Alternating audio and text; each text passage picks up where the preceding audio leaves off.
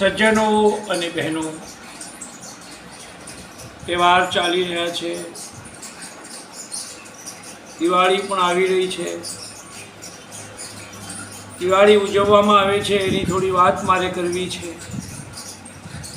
આમ તો રામ વનમાં ગયા ને ત્યારે અયોધ્યાના દીવા તો મંત્રએ ઓળવી દીધા હતા.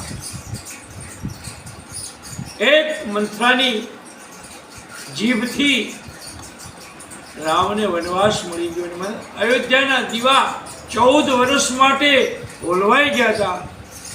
પણ એ રામ જ્યારે 14 વર્ષ વનમાં ફરીને આવ્યા છે, રાક્ષસોનો સંહાર કરીને આવ્યા છે અને પોતાની જન્મભૂમિમાં જ્યારે દાખલ થાય છે ત્યારે અયોધ્યામાં ફટાકડા ફૂટે છે, દીવડા પ્રગટાવે છે, અયોધ્યામાં દીવાઓ પ્રગટે છે, લોકો આનંદ ઉત્સવ મનાવે છે. આ દિવસે મહાવીર સ્વામી નિર્વાણ પામ્યા હતા. શીખ ધર્મમાં બંદી છોડ દિવસ કહેવામાં આવે છે. એમ પોતપોતાની રીતે જુદા જુદા પ્રદેશમાં દિવાળી ઉજવવામાં આવે છે. દીવડા નિહારવાળા એટલે દીપાવલી. દીપક જલા હૈ, જલા ही रहेगा तुम्हारे लिए. આવો ભાવ રાખવાનો છે, માફી માંગવાની છે. કોઈ ભૂલ થઈ ગઈ હોય તો ક્ષમા માંગવાની છે. ક્ષમાનું પર્વ છે, પ્રેમનું પર્વ છે.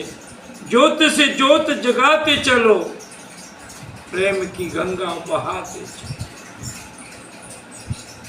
પ્રેમની ગંગા વહેવડાવવાની છે. આવા પાવન દિવસે આવો આપણે નવા વર્ષના નવા સંકલ્પો લઈને આપણા જીવનને રામના ચરણમાં મૂકી દઈએ. મારે દિવાળી થઈ આજ હરિમુખ જોવાની, મારા સુખ ધર્યા સગળા કાજ હરિમુખ જોવાની.